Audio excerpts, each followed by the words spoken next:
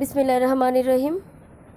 সুপ্রিয় শিক্ষার্থীরা, শুভ সকাল। তোমরা সবাই কেমন আছো? নিশ্চয় অনেক ভালো আছো, সুস্থ আছো। আজকে আমি তোমাদেরকে পরিবেশ পরিচিতি পড়াবো। তোমরা পরিবেশ পরিচিতি বই বের করো। আচ্ছা, পরিবেশ পরিচিতি বইয়ের এখন তোমরা অধ্যায় 24-এ চলে যাও, পৃষ্ঠা 49। আচ্ছা, বের করেছো। আজকে আমরা তাপশক্তি নিয়ে আলোচনা করব।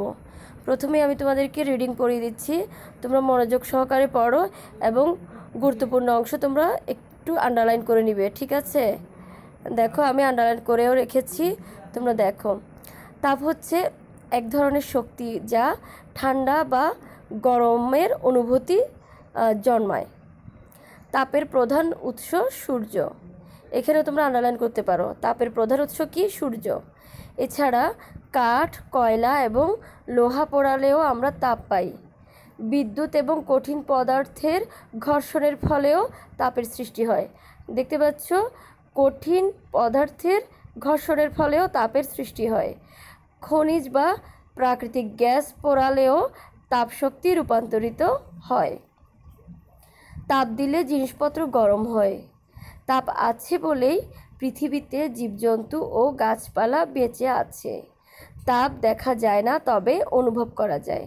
তাপ দেখা যায় না, কিন্তু অনুভব করা যায়। আচ্ছা, ঠিক আছে, এখন আমরা পরবর্তী পৃষ্ঠায় চলে যাচ্ছি। দেখো, এখানে কিছু সংক্ষিপ্ত প্রশ্ন আছে, শূন্যস্থান পূরণ আছে, সঠিক উত্তর আছে। আমি প্রথম তোমাদেরকে শূন্যস্থান পূরণগুলি পড়িয়ে দিচ্ছি। দেখো, এখানে আমি লিখে রেখেছি, তোমরা খাতায় লিখে নাও। দেখো, মনোযোগ সহকারে আমি শোনো, খাতায় অবশ্যই লিখে নাও, যেন পরবর্তীতে ভুল না হয়। শূন্যস্থান পূরণ। তাপ এক প্রকার শক্তি। খালি ঘরে হবে শক্তি। খ, তাপের প্রধান উৎস সূর্য। গ, সূর্য থেকে আমরা তাপ পাই। খালি ঘরে হবে তাপ। ঘ, তাপ দেখা না গেলেও অনুভব করা যায়।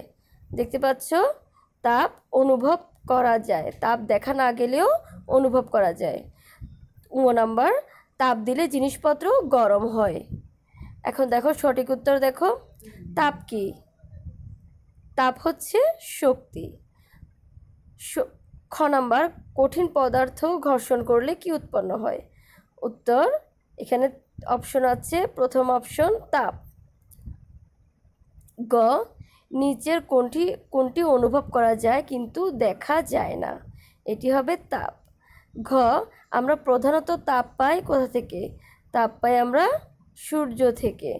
দেখতে পাচ্ছ, তাপ আমরা কোথা থেকে পাই? সূর্য থেকে। এখন দেখো, এখানে যে সংক্ষিপ্ত প্রশ্ন উত্তরগুলি আছে তোমাদেরকে আমি এখানে দেওয়া আছে, দেখো বইতেই দেওয়া আছে, তোমরা বই বের করেছো তো? বই বের করেছো, বইয়ে দেখো 49 পৃষ্ঠায় দেখো প্রশ্ন 1-এর মধ্যে ক নাম্বারটা যাচ্ছে, তাপ কি? তাপ এক প্রকার শক্তি যা ঠান্ডা বা গরমের অনুভূতি যোগায়। তাপ এক প্রকার শক্তি যা ঠান্ডা বা গরমের অনুভূতি যোগায়। তারপর খ নাম্বার আছে, তাপের উৎস কি কি? এখানে দেখো,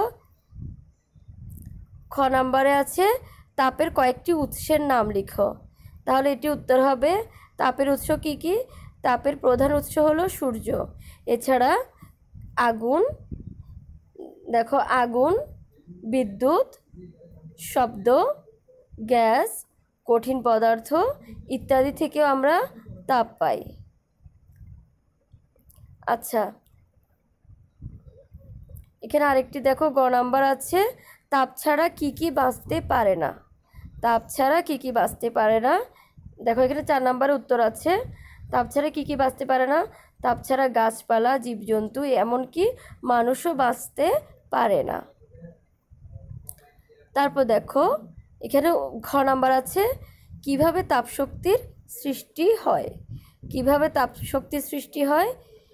এখানে 5 নাম্বারে দেখো উত্তরটি দেওয়া আছে, কিভাবে তাপশক্তির সৃষ্টি হয়। নিম্নলিখিত কারণে তাপশক্তির সৃষ্টি হয়, যেমন ক, কাঠ পোড়ালে তাপশক্তির সৃষ্টি হয়।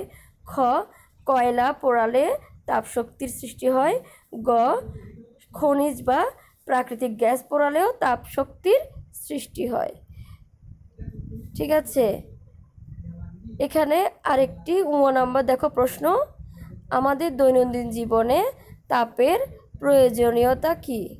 এখানে দেখো এটা 6 নাম্বার প্রশ্নের আছে, আমাদের দৈনন্দিন জীবনে তাপের প্রয়োজনীয়তা কি?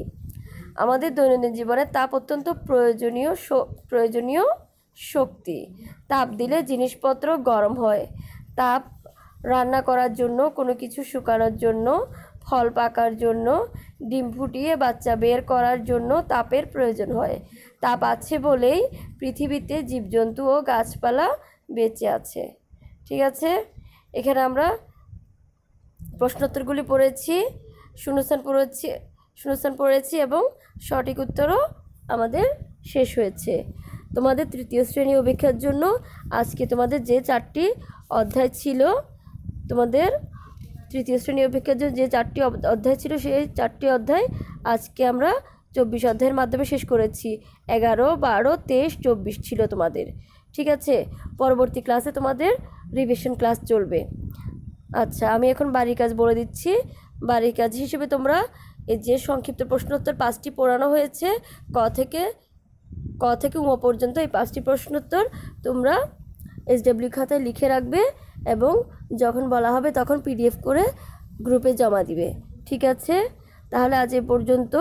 পরবর্তী ক্লাসে তোমাদের সাথে আবার দেখা হবে। তোমরা ভালো থেকো, সুস্থ থেকো, নিরাপদে থেকো। আল্লাহ হাফেজ।